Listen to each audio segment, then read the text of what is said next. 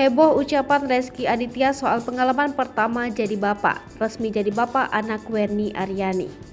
Heboh ucapan Rezky Aditya soal pengalaman pertama menjadi bapak saat perseteruannya dengan Wenny Aryani.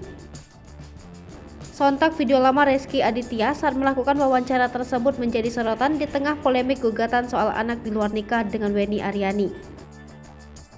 Kini polemik pengakuan hak asuh anak itu sudah menemukan titik terang dengan bukti anak Wenny Aryani memang benar anak kandung Rezky Aditya.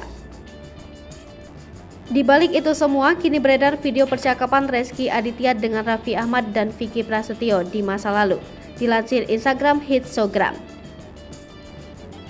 Pada video singkat tersebut membahas soal perasaan Rezky Aditya yang akan segera menjadi seorang ayah.